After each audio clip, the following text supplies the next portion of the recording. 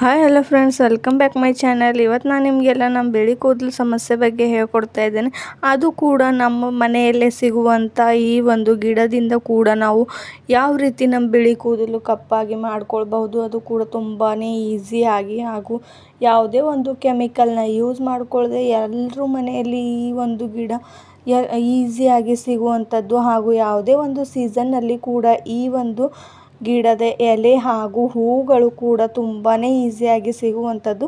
ಹಾಗಾದರೆ ಈ ದಾಸವಾಳದ ಎಲೆಯಿಂದ ನಾನಿವತ್ತು ನಿಮಗೆ ಒಂದು ಹೇರ್ ಪ್ಯಾಕ್ನ ಮಾಡಿಕೊಡ್ತಾ ಇದ್ದೇನೆ. ದಾಸವಾಳದ ಎಲೆ ಅಂತೂ ಎಲ್ಲರ ಮನೆಯಲ್ಲಿ ಈಸಿಯಾಗಿ ಸಿಗುವಂಥದ್ದು. ನಾನಿಲ್ಲಿ ಒಂದು ಕಬ್ಬಿಣದ ಕಡಾಯಿನ ತಗೊಳ್ತಾ ಇದ್ದೇನೆ.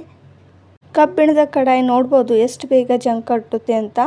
ಅದು ಕೂಡ ನಮ್ಮ ತಲೆ ಕೂದಲು ಉದ್ದಕ್ಕಾಗಲು ಹಾಗೂ ಎಷ್ಟೇ ವೈಟ್ ಹೇರ್ಸ್ ಇದ್ದರೂ ನಮಗೆ ಬ್ಲ್ಯಾಕ್ ಆಗಲು ಕೂಡ ಈ ಕಬ್ಬಿಣದ ಕಡಾಯಿಯಿಂದ ತುಂಬಾ ಸಹಾಯ ಮಾಡುತ್ತೆ. ಹಾಗೂ ನಾನು ಇವತ್ತು 4-3 ಆದರೂ ಈ ದಾಸವಾಳದ ಎಲೆಯನ್ನು ತಗೊಳ್ತಾ ಇದ್ದೇನೆ. ಈ ದಾಸವಾಳದ ಎಲೆ ಹಾಗೆ ತಗೊಳ್ಬೇಡಿ, ಮೊದಲು ಅದನ್ನು ಸ್ವಚ್ಛವಾಗಿ ಸ್ವಲ್ಪ ತೊಳ್ಕೊಳ್ಳಿ. ಯಾಕಂದರೆ ಅದರ ಮೇಲೆ ತುಂಬಾ ಡಸ್ಟ್ ಕುಂತಿರುತ್ತೆ. ಆದ ಕಾರಣ ನಾನು ಈ ದಾಸವಾಳದ ಎಲೆಯನ್ನು ಮೊದಲು ನಾನು ತೊಳ್ಕೊಳ್ತಾ ಇದ್ದೀನಿ. ಹಾಗೆ ನೀವು ಇದನ್ನು ತೊಗೊಂಡ್ರೆ ಅದರ ಕೆಟ್ಟ ಡಸ್ಟ್ ಕೂಡ ನಮ್ಮ ತಲೆಗೆ ಹಾಗೆ ಅಪ್ಲೈ ಆಗುತ್ತೆ. ಅದು ಯಾವುದೇ ಯೂಸ್ ಕೂಡ ಆಗೋದಿಲ್ಲ ಇದು ಒಂದು ಹೇರ್ ಪ್ಯಾಕ್ನಿಂದ. ಆದ ಕಾರಣ ನೀವು ಮೊದಲು ದಾಸವಾಳದ ಎಲೆನ ತೊಳ್ಕೊಂಡು ಹೀಗೆ ಸ್ವಲ್ಪ ಕಟ್ ಮಾಡ್ಕೊಳ್ಳಿ, 2-3 ಎಲೆಗಳನ್ನು.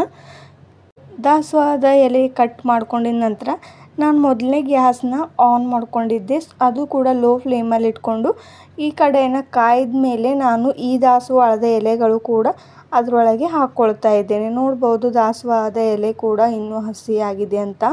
ಅದು ಕೂಡ ನಾನು ಫ್ರೆಶ್ ಆಗಿರುವಂಥ ದಾಸವಾಳದ ಎಲೆಗಳು ತೊಗೊಂಡು ಬಂದಿದ್ದೆ. ದಾಸವಾಳದ ಹೂವು ನಮ್ಮ ತಲೆ ಕೂದಲು ಉದ್ದವಾಗಲು ಹಾಗೂ ನಮ್ಮ ವೈಟ್ ಹೇರ್ಸ್ಗಳು ಕಡಿಮೆ ಆಗಲು ಎಷ್ಟು ಆ ಹೂವು ಯೂಸ್ ಆಗುತ್ತೆ ಅಷ್ಟೇ ಈ ದಾಸವಾಳದ ಎಲೆಯಿಂದ ಕೂಡ ನಮಗೆ ಯೂಸ್ಫುಲ್ಲಾಗಿ ವರ್ಕ್ ಮಾಡುತ್ತೆ. ನಮ್ಮ ಕೂದಲು ಉದ್ದವಾಗಿ ಬೆಳೆಯಲು ಹಾಗೂ ಎಷ್ಟೇ ವೈಟ್ ಹೇರ್ಸ್ ಇದ್ದರೂ ಕೂಡ ಕಡಿಮೆ ಮಾಡಲು.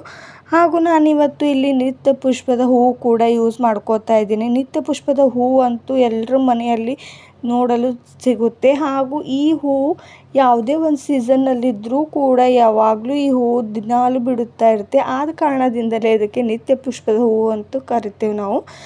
ನೋಡ್ಬೋದು ನಿತ್ಯ ಪುಷ್ಪದ ಹೂವಲ್ಲಿನೇ 2 ಟೈಪ್ಸ್ ಇವೆ ಅಂತ. ವೈಟ್ ಹೂವು ಕೂಡ ಇದೆ ಹಾಗೂ ಗುಲಾಬಿ ಬಣ್ಣದ ಹೂವು ಕೂಡ ಇದೆ. 2 ಹೂವು ಕೂಡ ಒಂದೇ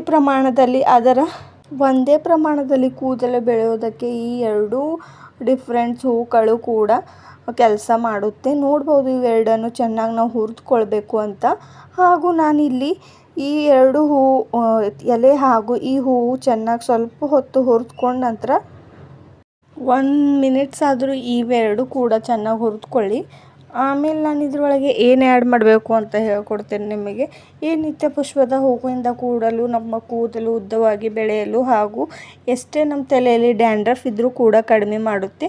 ಹಾಗೂ ನಿತ್ಯ ಪುಷ್ಪದ ಎಲೆಗಳು ಕೂಡ ನಾನು ಇವತ್ತಿಲ್ಲಿ ಆ್ಯಡ್ ಮಾಡಿ ತೋರಿಸ್ತಾ ಇದ್ದೇನೆ. ಅದು ಕೂಡ ನೀವು ತೊಳ್ಕೋಬೇಕು, ಹಾಗೆ ತೊಗೋಬೇಡ್ದು. ಏಕೆಂದರೆ ತುಂಬಾ ಡಸ್ಟ್ಗಳು ಕುಂತಿರುತ್ತೆ ಅಂತ ಎಲ್ರಿಗೂ ಗೊತ್ತು. ಆದ ಕಾರಣ ಈ ಎಲೆ ಅಂತೂ ನಾನು ತೊಗೊಳ್ತಾ ಇದ್ದೇನೆ. ಇವು 3 ಕೂಡ ಈಗ ಚೆನ್ನಾಗಿ ನೀವು ಹುರಿದುಕೊಳ್ಬೇಕು. ನೋಡಬಹುದು ನೀವು ಎಲೆ ಹಾಗೂ ಹೂಗಳು ಸ್ವಲ್ಪ ಹೊತ್ತು ಹುರಿದ ನಂತರ ಹೇಗಾಗಿದೆ ಅಂತ. ಆಮೇಲೆ ನಾನು ಇದಕ್ಕೆ ಕರಿಬೇವನ್ನ ಆ್ಯಡ್ ಮಾಡ್ಕೋತಾ ಇದ್ದೇನೆ. ಕರಿಬೇವಿನಿಂದ ಅಂತೂ ಕೂದಲು ಉದ್ದವಾಗಿ ಹಾಗೂ ಎಷ್ಟೇ ವೈಟ್ ಹೇರ್ಸ್ ಇದ್ದರೂ ಕೂಡ ಕಡಿಮೆ ಆಗೋದಕ್ಕೆ ಇದು ತುಂಬಾ ಯೂಸ್ ಆಗುತ್ತೆ ಅಂತ ಎಲ್ರಿಗೂ ಚೆನ್ನಾಗಿ ಗೊತ್ತೇ ಇರೋದು. ಆದರೆ ಈ ನಿತ್ಯ ಪುಷ್ಪದ ಹೂವಿಂದ ಹಾಗೂ ದಾಸವಾಳದ ಎಲೆಯಿಂದ ಕೂಡ ನಮ್ಮ ವೈಟ್ ಹೇರ್ಸ್ ಕೂಡ ಕಡಿಮೆ ಆಗುತ್ತೆ ಹಾಗೂ ನಮ್ಮ ಕೂದಲು ಬೆಳಿತಾನೇ ಇಲ್ಲ, ಅಷ್ಟೇ ಸ್ಟಾಪ್ ಆಗಿದೆ ಅಂತಂದರೂ ನಮ್ಮ ಕೂದಲು ಉದ್ದವಾಗಿ ಬೆಳೆಯಲು ಕೂಡ ಇಲ್ಲಿ ಸಹಾಯ ಮಾಡುತ್ತೆ ಇವೆರಡರಿಂದ ಕೂಡ. ಇವಿಷ್ಟು ಇಂಗ್ರೀಡಿಯೆಂಟ್ಸ್ಗಳನ್ನು ನಾನಿಲ್ಲಿ ಈ ಕಡಾಯಲ್ಲಿ ಹಾಕ್ಕೊಂಡು ಚೆನ್ನಾಗಿ ಹುರಿದುಕೋತಾ ಇದ್ದೇನೆ. ಎಲ್ಲಿವರೆಗೂ ಅಂದರೆ ಇದು ಎಲ್ಲ ಸ್ವಲ್ಪ ಹೊತ್ತು ಬ್ಲ್ಯಾಕ್ ಆಗೋವರೆಗೂ ನಾವು ಇದನ್ನು ಹುರ್ಕೊಳ್ಬೇಕು. ಗ್ಯಾಸ್ ಮೊದಲು ನೀವು ಲೋ ಫ್ಲೇಮಲ್ಲಿ ಇಟ್ಕೊಂಡು ಹುರ್ಕೋಬೇಕು. ನೋಡ್ಬೋದು ಈಗ ಎಷ್ಟು ಬ್ಲ್ಯಾಕ್ ಆಗಿದೆ ಅಂತ. ನೀವು ಕೂಡ ಅಷ್ಟು ಕೂಡ ಹೂವು, ಎಲೆ ಹಾಗೂ ಕರಿಬೇವು 3-4 ಇಂಗ್ರೀಡಿಯೆಂಟ್ಸ್ಗಳು ಕೂಡ ಚೆನ್ನಾಗಿ ಬ್ಲ್ಯಾಕ್ ಆಗಿರೋದು ನಾವಿಲ್ಲಿ ಕಾಣಬಹುದು. ಇದೆಲ್ಲ ಬ್ಲ್ಯಾಕ್ ಆಗಿರೋ ಈ ಒಂದು ಇಂಗ್ರೀಡಿಯೆಂಟ್ಸ್ನ ನಾನು ಇನ್ನೂ ಸ್ವಲ್ಪ ಹೊತ್ತು ಹುರ್ಕೊಳ್ತಾ ಇದ್ದೇನೆ. ಯಾಕಂದರೆ ಇದು ಚೆನ್ನಾಗಿ ಗ್ರೈಂಡ್ ಆಗಬೇಕಲ್ವ, ಆದ ಕಾರಣ ನಾನಿಲ್ಲಿ ಸ್ವಲ್ಪ ಹೊತ್ತು ಇನ್ನೂ ಹುರ್ಕೋತಾ ಇದ್ದೇನೆ. ಇದೆಲ್ಲವೂ ಚೆನ್ನಾಗಿ ಹುರಿದ ನಂತರ ನಾನಿಲ್ಲೊಂದು ಮಿಕ್ಸಿ ಜಾರ್ನ ತೊಗೋತಾ ಇದ್ದೇನೆ.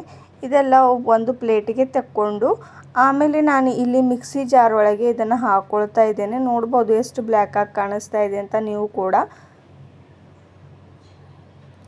ಇದು ಕೈ ಹಚ್ಚಿದರೆ ಸಾಕು, ಸ್ವಲ್ಪ ಸ್ಮ್ಯಾಶ್ ಮಾಡಿದ್ರೂ ಕೂಡ ಎಷ್ಟು ಬ್ಲ್ಯಾಕ್ ಆಗಿ ಕಾಣಿಸ್ತಾ ಇದೆ ಅಂತ ಕಾಣ್ಬೋದು ನೀವೇ.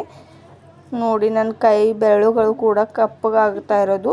ಇನ್ನು ನಾನು ಇದನ್ನು ಪೌಡರ್ ಮಾಡ್ಕೋತೀನಿ. ಮಿಕ್ಸಿಗೆ ಹಾಕ್ಕೊಳ್ಳಿ, 1-2 ನಿಮಿಷ ಹಾಕ್ಕೊಂಡ್ರೆ ಸಾಕು. ಇದಕ್ಕೆ ಏನು ಕುಟ್ಟೋ ಕಲ್ಲು ತೊಗೊಂಡು ಕುಟ್ಕೋತಾ ಕೂಡಬಾರ್ದು. ಹಾಗೆ ನಾನು ಮಿಕ್ಸಿಗೆ ಹಾಕ್ಕೊಂಡಿದ ನಂತರ ನೋಡ್ಬೋದು ಎಷ್ಟು ಚೆನ್ನಾಗಿ ಪೌಡರ್ ಆಗಿದೆ ಅಂತ. ಹಾಗೂ ನನ್ನ ಕೈ ಬೆರಳಿಂದ ತೆಗೆದಿದ್ದ ಕಾರಣ ನನ್ನ ಕೈ ಎಷ್ಟು ಕಪ್ಪಗಾಗಿರೋದು ನೀವು ಕೂಡ ಕಾಣ್ಬೋದು. ಎಷ್ಟು ಬ್ಲ್ಯಾಕ್ ಆಗಿ ಕಾಣಿಸ್ತಾ ಇದೆ ಅಂತ ನೋಡ್ಬೋದು.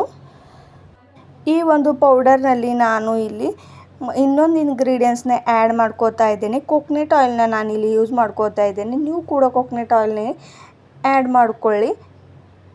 ನೋಡ್ಬೋದು ಕೋಕೋನಟ್ ಆಯಿಲ್ನ ಆ್ಯಡ್ ಮಾಡ್ಕೊಂಡಿದ ನಂತರ ಈ ಒಂದು ಪ್ಯಾಕ್ ಹೇಗೆ ಕಾಣಿಸುತ್ತೆ ಅಂತ ನೀವು ಕೂಡ, ಎಷ್ಟು ಬ್ಲ್ಯಾಕ್ ಆಗಿ ಕೂಡ ಕಾಣಿಸುತ್ತೆ ಅಂತ ನೋಡ್ಬೋದು. ಇದನ್ನು ಒಂದು ಸ್ಪೂನ್ನ ಸಹಾಯದಿಂದ ಕೂಡ ಕಲಿಸ್ಕೋಬಹುದು. ನಾನಿಲ್ಲಿ ನನ್ನ ಬೆರಳುಗಳು ಬ್ಲ್ಯಾಕ್ ಆಗಿದ್ದ ಕಾರಣ ಬೆರಳಿಂದನೇ ಕಲಿಸ್ಕೋತಾ ಇದ್ದೀನಿ. ನೋಡ್ಬೋದು ಬೆರಳುಗಳು ಕೂಡ ಈಗ ಎಷ್ಟು ಬ್ಲ್ಯಾಕ್ ಆಗಿ ಕಾಣಿಸುತ್ತೆ ಅಂತ. ಚೆನ್ನಾಗಿ ಬ್ಲ್ಯಾಕ್ ಆಗಿ ಕಾಣಿಸುತ್ತೆ. ಹಾಗೂ ಇದನ್ನು ಒಂದು ಅರ್ಧ ಗಂಟೆ ಅಪ್ಲೈ ಮಾಡ್ಕೊಳ್ಳಿ ಒಂದು ಬ್ರಷ್ನ ಸಹಾಯದಿಂದ. ಅಪ್ಲೈ ಮಾಡ್ಕೊಂಡಿದ ನಂತರ ನೀವು ನೆಕ್ಸ್ಟ್ ಡೇ ಏನು ತಲೆ ತೊಳ್ಕೊಂಬೋದು ಬೇಕಾಗಿಲ್ಲ. ಅರ್ಧ ಗಂಟೆ ಆದಮೇಲೆ ನೀವು ತಲೆನ ಹೇರ್ ವಾಶ್ನ ಮಾಡಿದ್ರೆ ಸಾಕು. ನಿಮಗೂ ಕೂಡ ಇದು ಒಂದು ಚೆನ್ನಾಗಿ ರಿಸಲ್ಟ್ ಕೊಡುತ್ತೆ ಅನ್ಕೊಂಡು